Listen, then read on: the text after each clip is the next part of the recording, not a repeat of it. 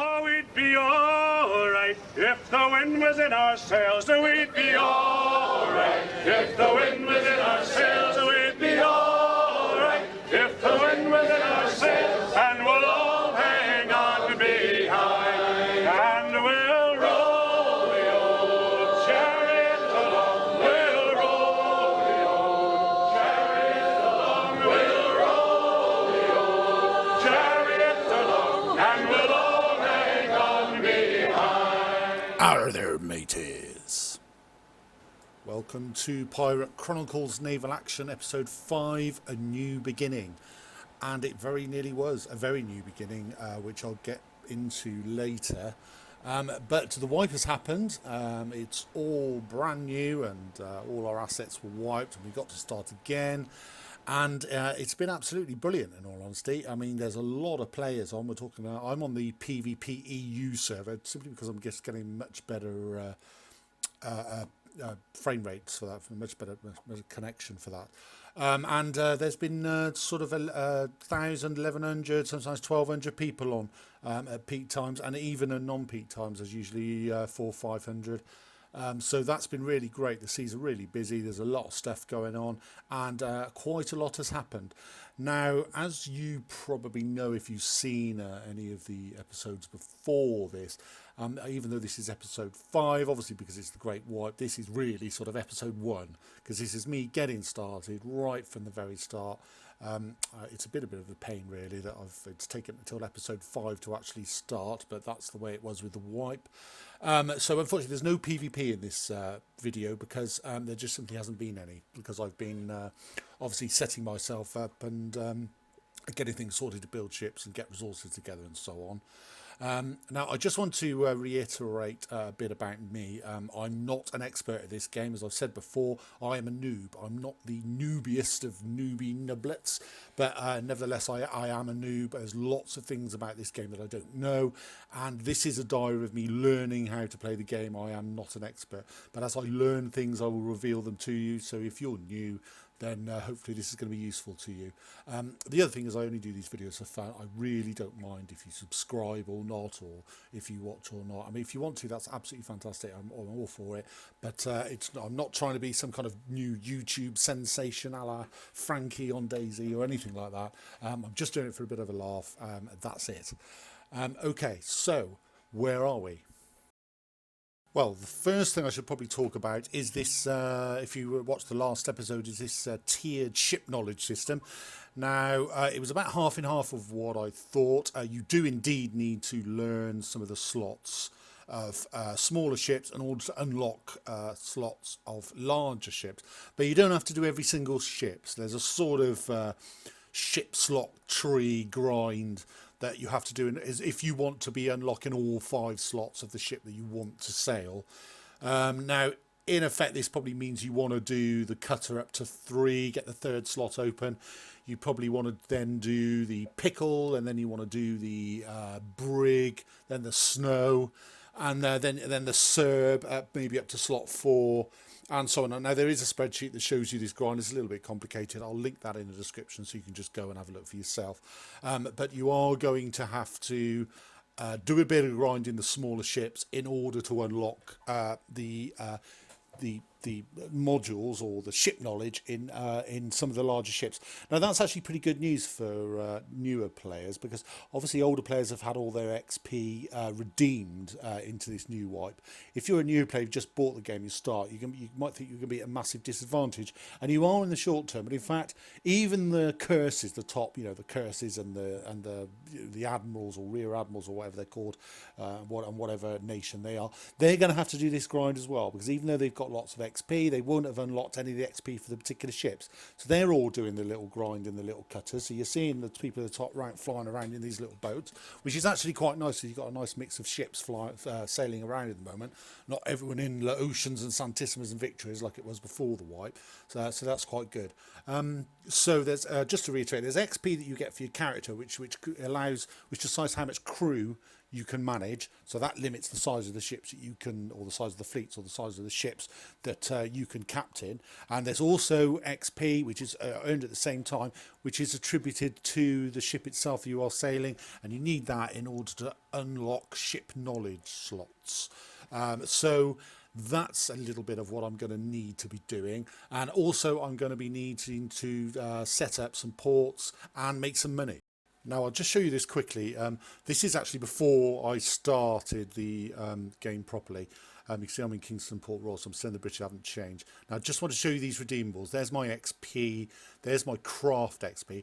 There are these forged papers, which I'll talk about in a second. And these are the 4 ships you started with: Indefatigable, Pickle, Surprise, and a Trader's Brig. So you've got 1 trader, which is good.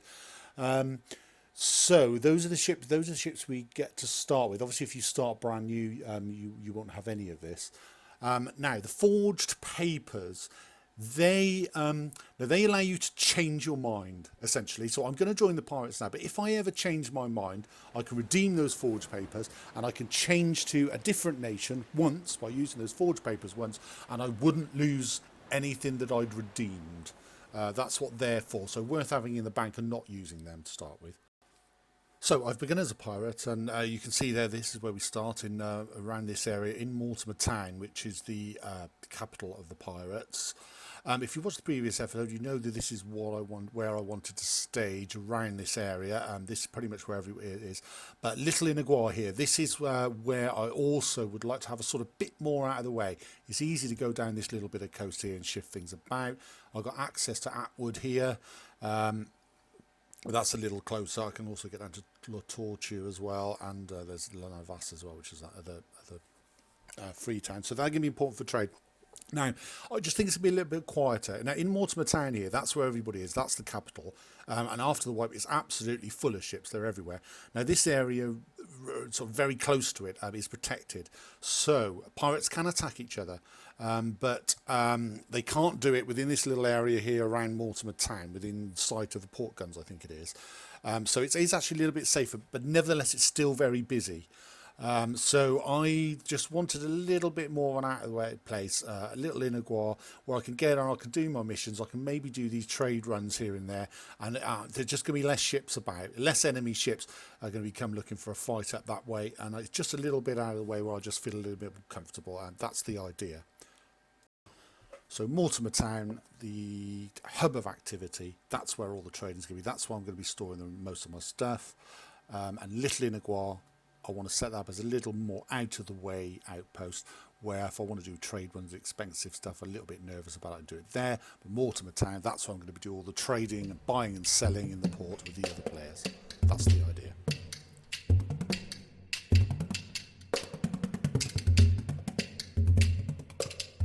So here I am at Little Inagua. I've sailed up here to set up this outpost. Now you can see I've got a bit of stuff in my hull because you could sell that quite expensive here. And I put it in the warehouse temporarily, but I'll lose that. But I just want to show you the cutter. Now you can see here I've already opened slot 4 of this cutter because I'm doing a bit of grind to get money in the cutter. Now here's some of the, these survival books look good. They improve your repair. Now repair's free on the cutter. You don't actually need the hull repairs and the rum and the rig repairs. You can repair in the cutter for free. The ship is free. The cannons are free. So it's just an excellent little ship because you can just fly around it. Everybody's flying around in them, and you've just got nothing to lose because, you know, if anybody ganks you, even if they bother, there's absolutely nothing. You've lost nothing. So I thought it's worth getting this up to 5 because I'm going to be spending quite a lot of time in it, and it does have a battle rating of 30.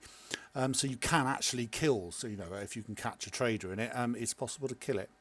So I thought it'd be worth getting it up to 5. Now, see me here building the outpost. So I can now teleport down to Mortimer Town wherever I like, which is good, and look after my orders and so forth. Now, I've got enough money, I think, to build a building. So I'm going to go for the iron mine because iron you need pretty much for everything. And so I could start producing stuff in this iron mine and then shipping it down to Mortimer Town, and then either crafting things there or selling the iron on the market is the idea. You can see that I've already got an oak forest in Mortimer Town as well. Oak is a very important commodity. So that's going to get me started a little bit, I think. And now I can put anything in this warehouse now, because I have outposts here, as you know, that will stay.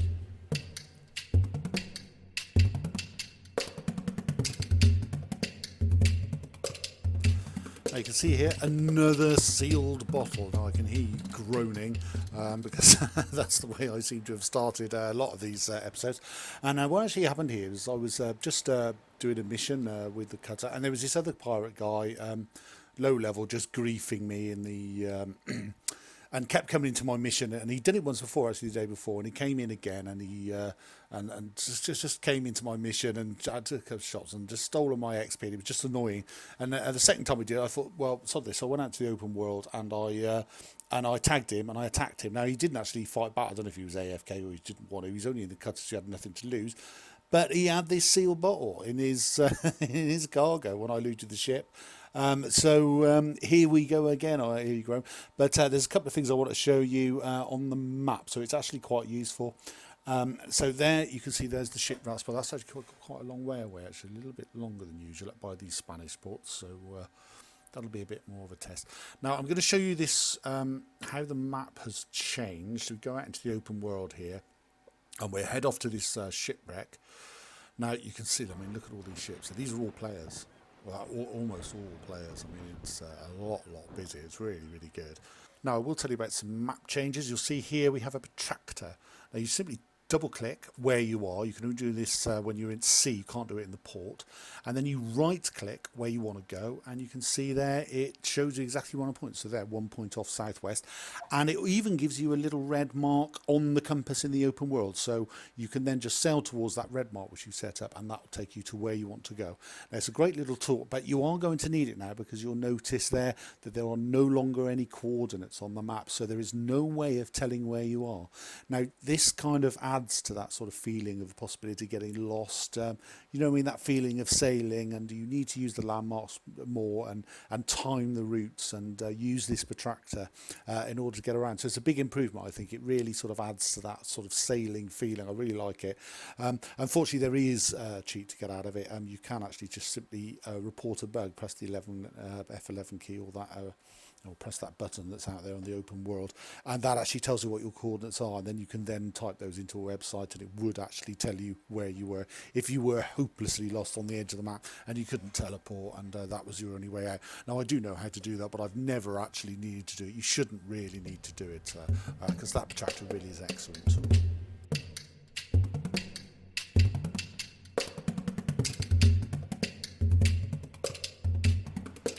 So here we are again. It's relatively easy to find the shipwreck now with this protractor, so actually easier than it was before when you had to read the coordinates. So let's have a look and see what's in here. You notice I've tagged a Trader's Snow there, so if I can explore this wreck and get this stuff. Okay, there's a fuse, a bit of tobacco, labour contracts, some sugar and some rum, but you know, it's all. I mean, these silver bottles are quite good at this point. That labour contract might be worth quite a bit, and getting some early starting capital is quite a good idea. Now the tobacco, I don't know what that's. I'll have to find out. I've picked up some fish because I had fishing turned on. The rum, I know will sell. The sugar I can turn to, but those labour contracts, they're going to be worth quite a bit of money. I would have thought. I'll have to check the market when we're back to Mortimer Town. Now let's. Just check nobody else is around. We're looking good, and let's get this Trader's Snow, and hopefully we can get a bit more stuff off his cargo and then go to Mortimer Town and sell it. Now, I have already selected the fleet perk, so I can add ships to my fleet, but as you know, AI fleets you can't capture anymore. But it's always a good idea to grab these. I mean, missions get you more XP, but you know, you can get some stuff out of this cargo, and sometimes you get some quite. Actually, I've depowered too early there, and they've got guns in the back. I've messed this up a little far away, but I'm close enough. Now, there's not really much point in me showing you this whole battle, so I've moved it on. I just wanted to show you this taking cargo in the battle instance, because obviously there's no post-battle screen anymore, and if you want to loot a ship you have to do it in the battle. Now you can see I've already sunk it and it's going down. Now I'm de-powering myself. It's a bit of a knack to get this. You have to get below 2.2 knots and be near the ship before it sinks in order to be able to loot the cargo. You have to get it just right, and obviously it varies and depends on how fast you go and what kind of ship you're on. And there you go, you get the sort of camera angle right, press X, and there's a load more tobacco. Now I'm overloaded there. Now this is the only time that you can be overloaded. It won't let you undock if you overload a port, but when you leave a battle instance, you can actually sail overloaded.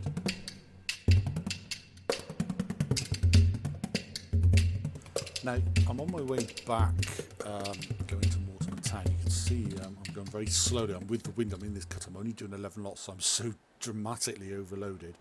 But I've noticed this guy, and I look at the protractor, and see if you draw a straight line on there, that's Naval. So I'm pretty sure that this guy in the trader's brig is heading down to Naval. So he's doing some kind of trade. Now, he's got contraband goods in his cargo, but I would have thought he's doing that the wrong way around, because I would have thought that contraband goods you'd be picking up from Naval and then selling them in Mortimer Town. But nevertheless, that's what he's doing. It's quite a risky enterprise going in a trader's, because they're really valuable at the moment. There aren't any traders' ships, but it's given me this idea. So let's have a look at contraband goods and see whether there's some money to be made here in terms of trade routes. Now we can use this slider here to change the sort of range, and we can sort by buy. So, yes, okay, so there's things there. So he can buy in water for 1618, and that looks pretty cheap. That is, let's just increase the range a bit. There's Lanavas, and there you go. Yeah, he can sell for 2765. So that's got to be what he's doing. He's buying a Mortimer Town for 1618,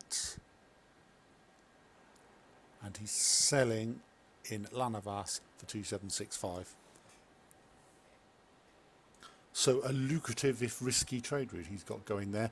Full of Brits and French down by Lanavas, and there aren't really any traders' brigs to replace one should he have it taken off him.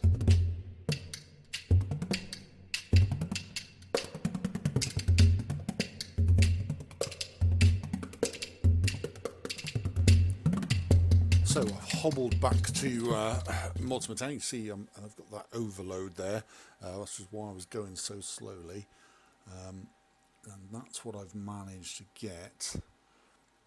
You see I haven't really got much. I've only just started, but I'll put this, quite a bit of rum together now, a bit of tobacco, and then I've just picked up some bits of fish. Sugar I can use to make some more rum if I want, so usually I'll just pile this fish and get out of the way. Salt I think I'll keep, because that can be used for food supplies. You need to build ships, so I might get a stock of that up.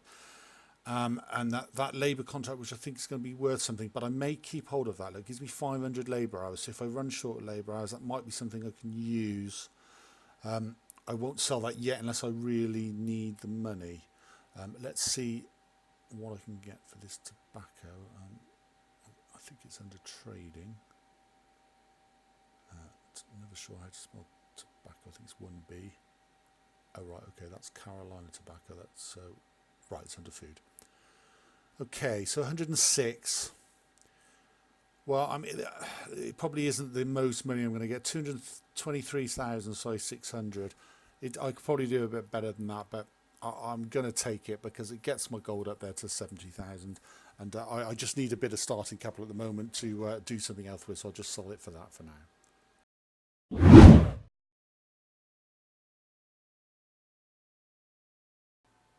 So I've come back up to Little Inagua, and you can see I've just got a little bit more XP to open up that 5th slot on the cutter. Now, I'm thinking of redeeming this trader's brig. Now, people haven't had time to craft many ships yet, and many trade ships.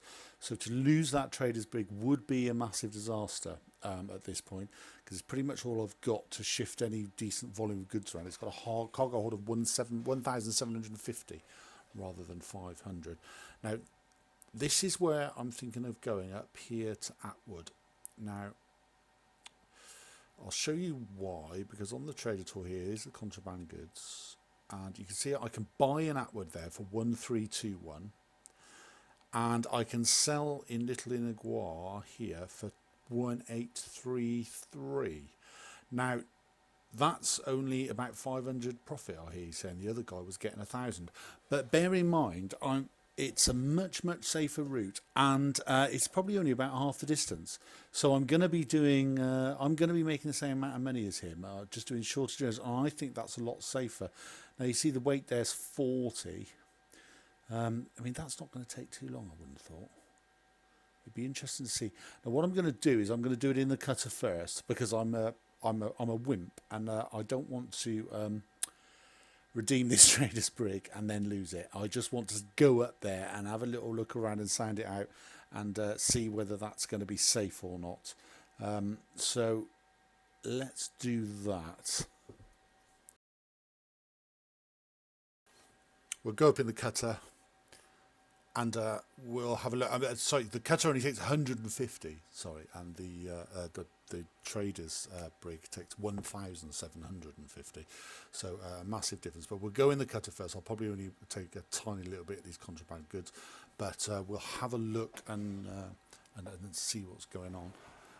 Now I'm in the open wood, so I can use this protractor tool, which is really handy. Drag that around.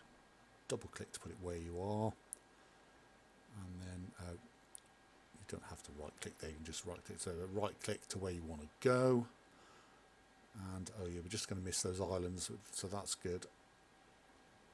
And yeah, okay, so let's sail up to Atwood and see what we can see.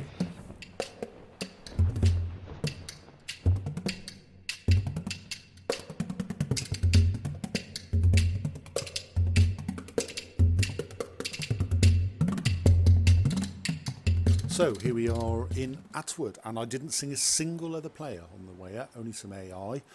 And for those of you who are real eye for detail, you'll notice on the little clock down there that it only took 12 minutes. That's pretty good. Now, admittedly, I was in the cutter, I had the wind with me, and the cutter sells really well at all points, so it might be a little bit longer in the trader's brig, but that's still pretty good and pretty safe. So far, so good. Now, all I need to find out is, are the contrabands available for the price that it said? Because I sometimes don't trust that trader tool entirely, because it can be a little bit out of date. But there it is, 1321. And I know for a fact that I can sell him for more than 500 more of that in Little Inagua, so that's working. Unfortunately, I can only buy 3 because that's what I can fit on the cutter, but I'll be able to get a load more than that on the trader's brig. So we are looking good. I think we might be well advised to to redeem this trader's brig. But with no further ado, let's get back to Little Inagua.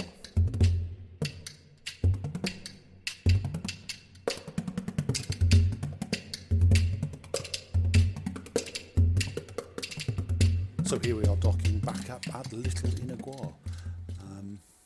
Picked up a little bit of salt because I had fishing on.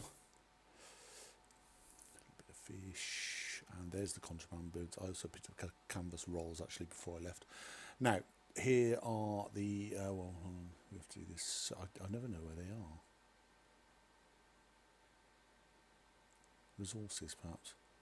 Contra. Yeah, there they are. And see, there they go. They sell for 1833. That's slightly over 500. So I sell those. 54999. So I made 1500 just with the cutter. So that's going to be good money with the trader's brig. I think it'll work out about 21,500 a run. So I need to think about redeeming. Now there's a surprise. There's the trader's brig. Now the surprise I want to be redeeming at some point, because that's a really good little PvP thing to kill other traders. It's no good in battles against tasty enemies, but it's nice for it's fast. It's nice for hunting down and getting traders. But yeah, let's redeem this trader's brig and let's start doing this Atwood run. So trader's brig, redeem. Are you sure you want to redeem it? Yes, we're sure.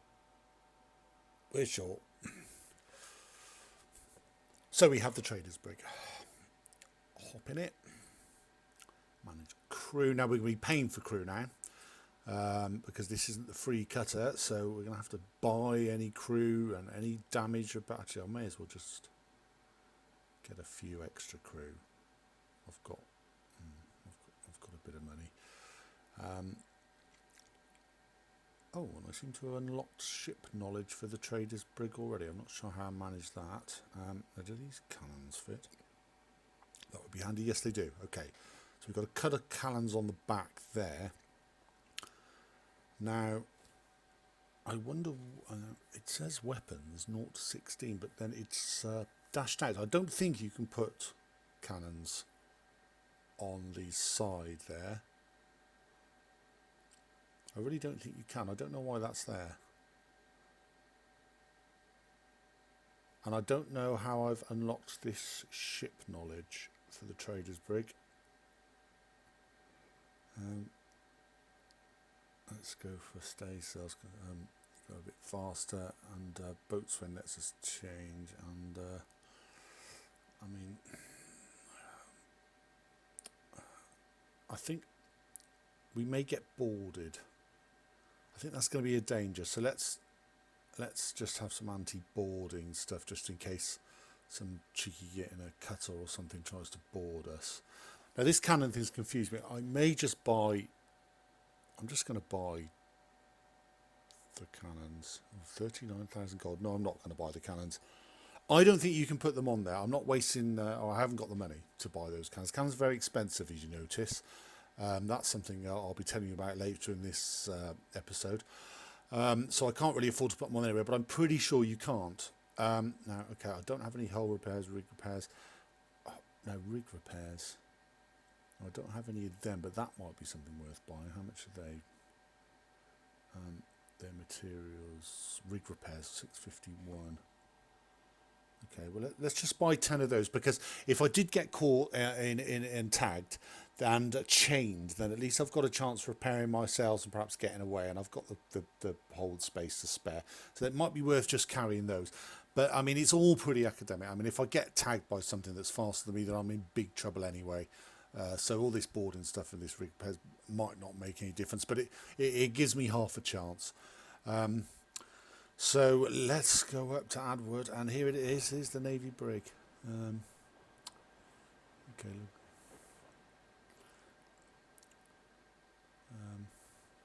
Right. So let's get this protractor out. Click. We're going up to Atwood.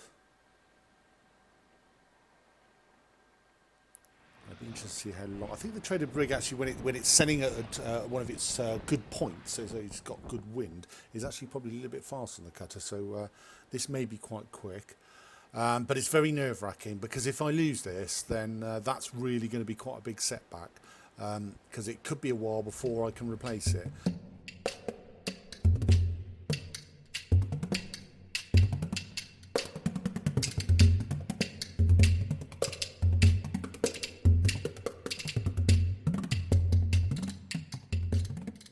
So, as you probably gather from that little animation there, I did manage to do that running. In fact, I did it 3 times. So that made me a little bit of money. I got my gold up to about 70,000. Now, it was intensely nerve-wracking. I mean, I can't tell you, and particularly the first journey back from Atwood, where I was in the trader's brig, which is massively valuable, and I had to spend every little bit of gold that I had in order to buy the contraband goods to fill the cargo hold up. And I was petrified, because if I'd have lost that, I would have been in serious trouble. Now, the only other things of note: the second time I left Atwood, I spotted a British player in a cutter, and he was heading straight for me. Now, he may have just been coming to dock up at Atwood, but I immediately turned round and shot back to port with the wind against me. He was going a lot faster, because obviously the cutter sails a lot better against the wind. But fortunately for me, I did manage to dock up in time, and I went and made a cup of coffee and had a little break, and then did the journey again. But I can't emphasize enough from that how important it is to be clicking on these ships, to be looking around you and clicking on all the ships that you see around you to make sure there is an enemy around, particularly when you're in a situation like I was, where you're in a valuable ship and you're selling valuable cargo. Because if I hadn't done that, he was a long way off and I hadn't have clicked him, I could well have lost everything. So a really good example of how important it is to be aware of your surroundings when you're sailing.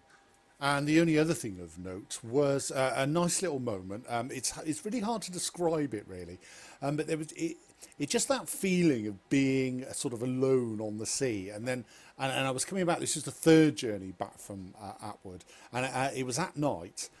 And I noticed another British player sailing in the exact opposite direction. We passed really, really close to one another, but he was also in a trader's brig.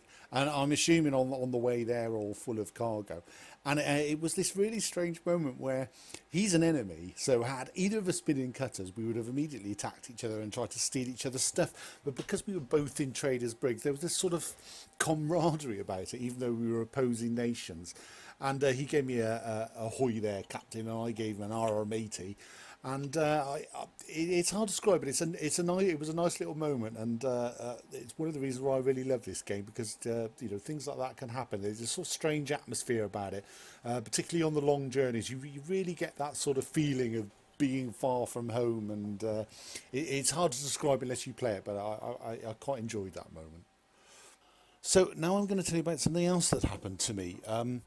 Now, you'll see me here, I'm in an Indefatigable, and you'll see that there are lots of other Indefatigables with me, quite a few in fact, and we're all grouped up. Now, the reason this is happening is because I joined a clan. Now, we're on our way to Cap-Francais for my first ever port battle. Now, I'm quite excited about this, and the Indefatigable is actually a little bit too big a boat for me, because I'm only a Ravager, and I can't really crew it fully, but I can just about sail it. So we're on our way. I'm really excited about this, but unfortunately the whole thing turned out to be a complete and utter farce. Now what happened is that the French fleet, who were defending the port, we all got into line, and it was all really and we were all sort of it was all really tactical and talking on TeamSpeak, and this French fleet came sailing past. And the guy in front of me, I was second in the line, the guy in front of me let off this broadside, and the French ship didn't respond. And then he came next to me, and I thought, oh, great, he's going to unload on me instead then. And I let off my broadside, and he didn't respond. And then the next one came, and then I looked through my telescope, or the sort of magnifying glass thing, looked at their ships, and they didn't have any cannons. Now, we all, obviously the battle didn't last very long. The French ships were completely obliterated in a few minutes. We all sailed back to the nearest free port, which wasn't far away. It's just La Torture, which is just one port up. And we handed in our conquest and PvP marks to the clan leader, and sailed back to Mortimer Town. Now, at this point, I'd actually only been in the clan for about 15 hours. I joined the night before, and the port battle was that afternoon. So when I got back to Mortimer Town, I logged off, and I was a bit disappointed, but thought nothing more of it really. And then the next day, I had a couple of hours to play. I logged on. I noticed there was a little update on Steam, and I went to play. And then I noticed that I had no XP. I was the lowest rank possible.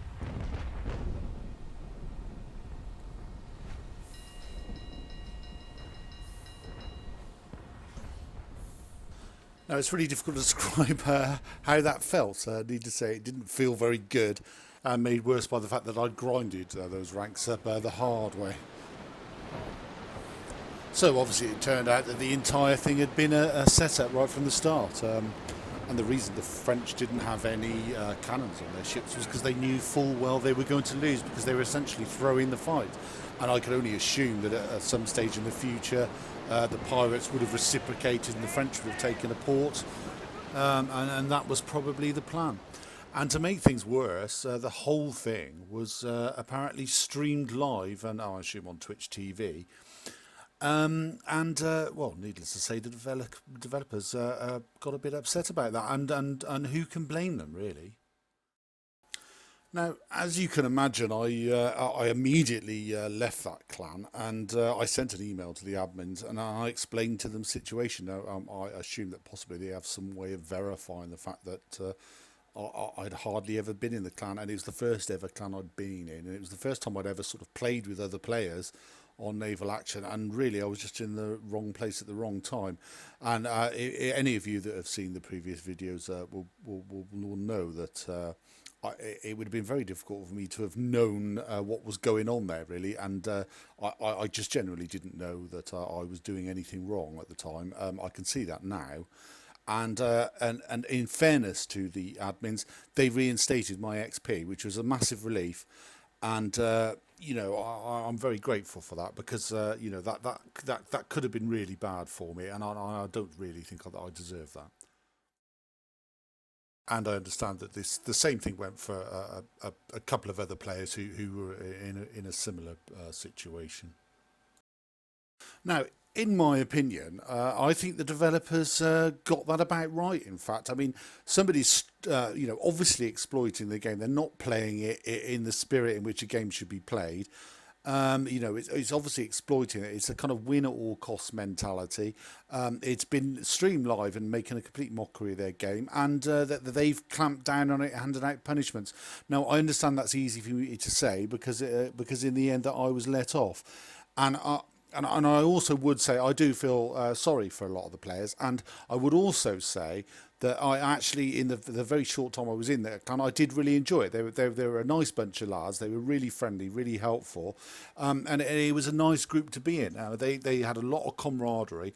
They had this real sort of attitude of for the clan. I mean, you essentially didn't really own anything once you were in the clan. All the resources that you got hold of, you just dumped straight into the clan warehouse, and they would then use that and and build ships for you and build cannons for you, and it was it was really nice. I mean, they're driven. I mean, I'm not going to mention the clan name here. I'm sure any of you that have played the game, I'm sure you can work out who it was. But they're they're a good bunch of guys, and if you want to play the game to win, if you want to be in the best clan and you want to kick ass all over the Caribbean, and they're going to be the clan for you, because I've seen the way they operate, and they're a pretty determined bunch, and I have no doubt they're going to be a very powerful force in this game. But for me, it's nothing to do with any animosity or anything like that. But it's just not for me. That's just not the way I want to play. I really don't care about winning. I'm just not that bothered. So I'm going to leave the clan thing for a little bit, because that's been a bit of a bad experience, as you can imagine. I may join another clan in the future, that sort of a little bit more casual than that. To reiterate, I've got no animosity against those guys at all, and I have a little bit of sympathy for them, because it's going to be very difficult to draw the line to what's actually taking the piss exploit, and what's a little bit of shenanigans and sort of agreements between warring nations, which is going to be very difficult to prevent. So there is a bit of a grey area there, I think. It's a difficult one. So I'm going to talk a little bit about missions quickly. You can see me here taking a thief mission. Now, I did say in the last episode that they were going to be taken out, but in fact they haven't been. So single combat orders, they're still available up to about 1, 2, 3, I think the 4th rank. So new players still have the option of missions to get a bit of gold up and get a bit of XP going, which I think is good. And then after that, you need to be doing fleet missions, really. Now, I did do one mission in it, in the Indefatigable, before I had my demotion, and it was very lucrative. I think I made about sort of 60,000 gold, so they're pretty lucrative. So that's actually the way to be making money as soon as you can get into the big ships. But newer players will be doing these kind of missions.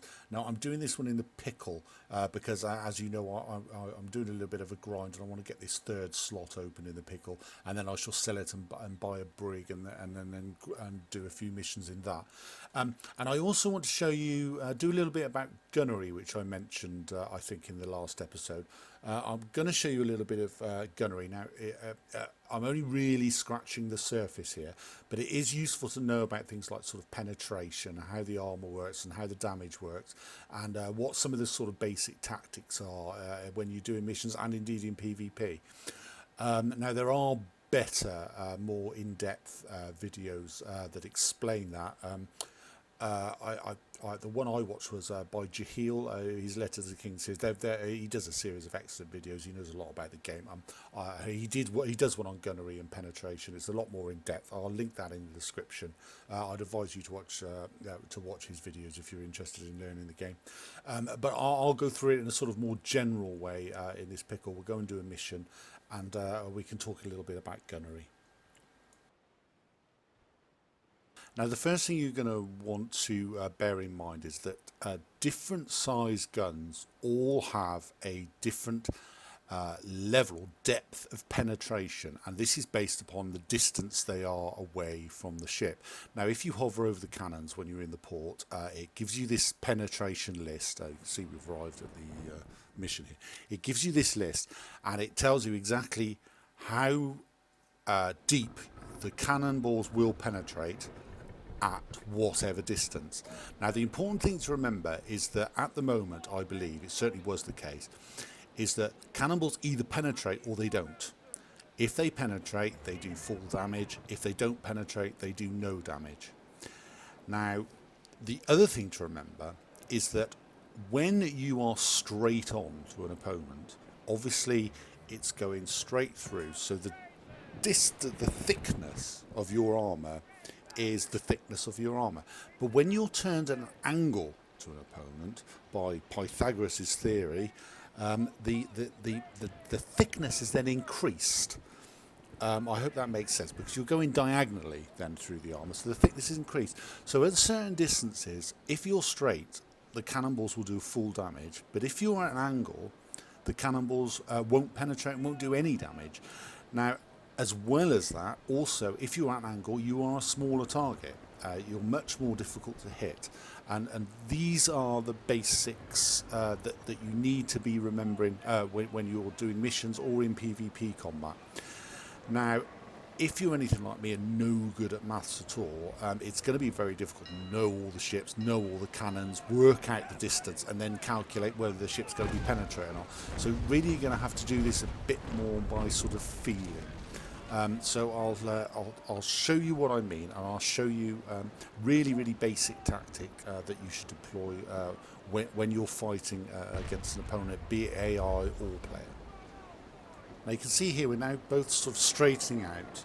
We're level with each other.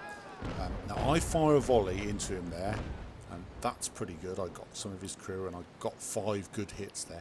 And now you see I turn in now. I'm turning in, and I'm turning in at a 45-degree angle. Now I know he's going to shoot, and there, that noise sounded like a cricket bat or something.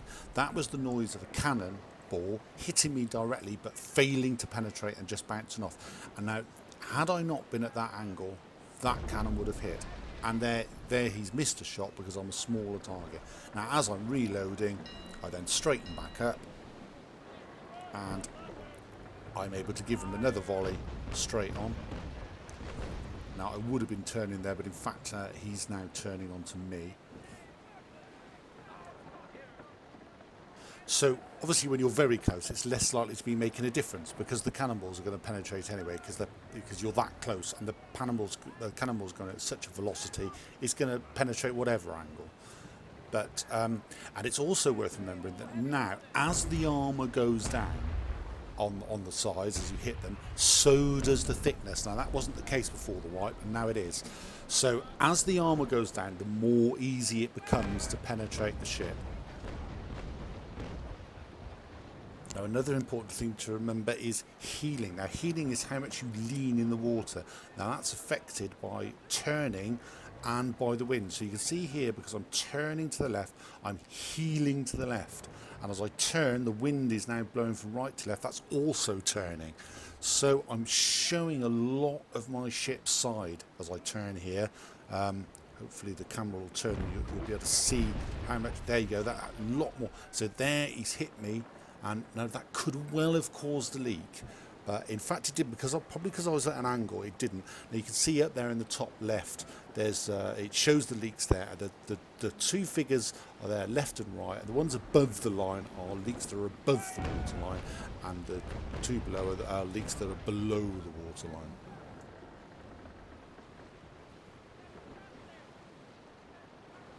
So you see now, I'm waiting for my can slow, so I'm turning away again, getting a bit of distance and getting that 45-degree angle. That makes me a smaller target, and he's missed those two shots. Sailing away a bit, waiting for my cannons to reload, and then as they start to reload, I'm turning back in, straightening back up. I hear that whistle, tells me my cannons are about ready to fire. And then I'm carefully watching the swell, making sure there's clear space, and from that distance that wasn't too bad. I got a few hits. Now I'm a little bit too far away, he's firing, so I'm turning in. Now he managed to penetrate me there, but I made it as difficult as possible. I'm waiting for my cannons to load again. Getting in nice and close. And then as they're about to load, I straighten back up again. And then I've got a nice clean shot, waiting for the swell. And there you can see I'm hitting quite low. And there you go, 6 hits. So all his armour is now stripped. And I'm turning away as he fires. Try and make it as difficult as possible. Now, I'm about to go in for another volley here, and I just want to show you something else quickly. Now, he's not healing at all because we're pretty much sailing downwind, but and it's a lot easier if he's healing. But see, I go there. Now, I can aim quite low on the waterline there. Now, this means I've missed a few shots, but you see I caused the leak. Now, I was hitting lower down on his hull, and that is then much more likely to cause a leak on the other ship. Now this is a big factor when it's bigger ships. I mean, you can possibly cause like 10-15 leaks in one volley if you get under the waterline like that, and that could be a serious problem. Just one more thing, I'm going for a stern rate here. I want you to watch my rudder. Now I set it off and look at my rudder goes full left. Now the reason I've done that is because had I continued in a straight line, those last few shots, because I'm on rolling front mode, which you're usually going to be on, those last couple of shots would have gone along his side. But because I hit that left rudder, I turned in left, that altered the angle of my ship, therefore altered the angle of the cannons, and those last couple of cannons also hit his stern. Now that is a really, really difficult thing to learn, and it's really hard to explain, but you can rewind that part of the video. You see, just works. We hit that left rudder, and you just get a feel for it, and you can just make sure those last couple of cannons, or maybe that last cannon on the back, hits whereas before it wouldn't have, just because you've just turned the ship there at that last moment. It's a difficult skill, but it really does make a big difference. There, I'm doing it again. You see my left rudder, and that just made sure that those last couple of cannons hit, whereas otherwise my ship would have gone past and they would have missed.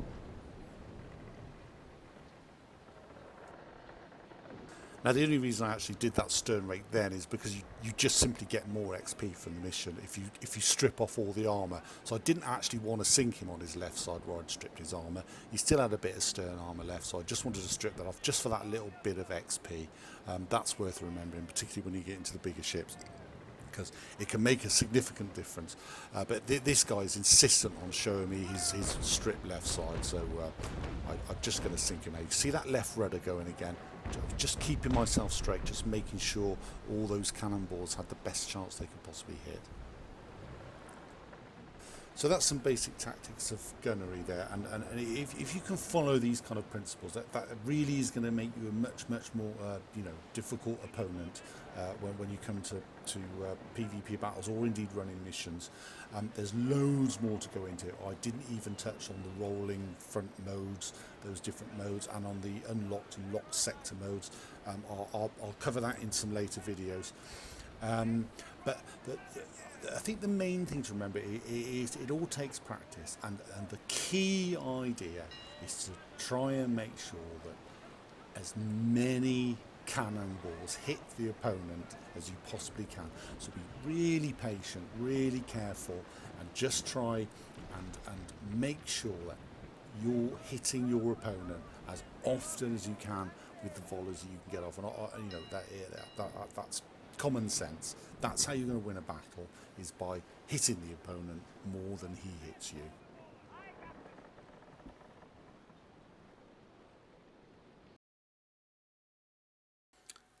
And it's all about practice, practice, practice. That's the key. So when you're doing these missions and you're grinding through this ship tier thing that everybody hates, and you're trying to get your money, you're trying to get your XP up, don't look at it as a grind. Look at it as honing those gunnery skills. And the more you run these missions and the more different ships you sail and the more missions you run, the better your gunnery is going to get. And the better player you're going to become, and that is going to stand you in good stead later on when you're getting into the PvP. So that's about all we've got time for this episode. Now, in the next episode, I will try to make that a bit more PvP focused. I've got a little bit of money now. I could sail around in the Surprise. There's a few more ships been built. So if I lose the Surprise now, it won't be such a disaster. I'll be able to replace it relatively easily. So I'm not too bothered about losing it now. It's not so much of a panic. So I'll sail around in that for a little bit and see if I can, go down to the places I talked about in previous episodes, which might be ripe for catching a few traders. So that might be fun.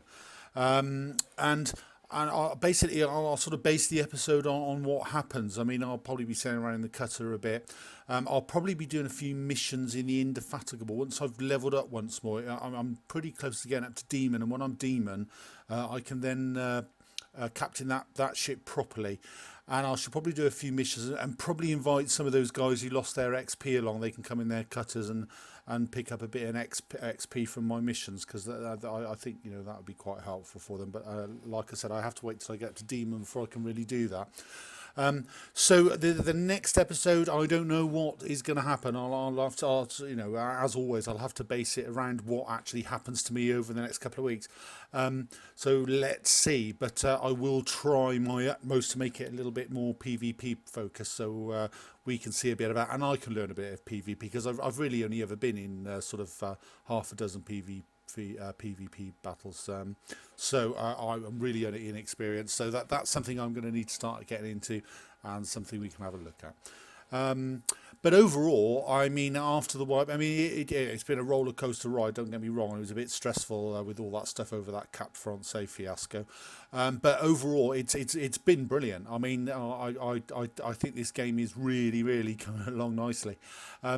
Now, it remains to be seen how long this player base remains. Is it just a temporary peak after the wipe and then it's going to tail off? Or is it the beginning of a slow period of growth where you've got more and more people on the seas? I mean, I know that at one point there were a couple of thousand, 3, maybe even 4,000 people on the servers a while back. Now, and to be honest, that seems very for I mean, these numbers to me seem to be about right. So if it hovers around this sort of 800 up to 1,500 mark, for the foreseeable, I think that's going to be fine. If it does get even busier, then people are just going to be spread more out over the map, and some of the quieter areas of the map will then become populated, I suppose. So we'll wait and see see what happens. But as far all I can say is, from my own personal point of view, I'm still really enjoying this game. It's been great fun. And if you haven't got the game already, I really strongly advise you to get it and give it a go. Anyway, okay, so I shall see you in the next episode. I've been Hullabaloo. Thanks very much for watching, and I'll see you soon. Arr, matey.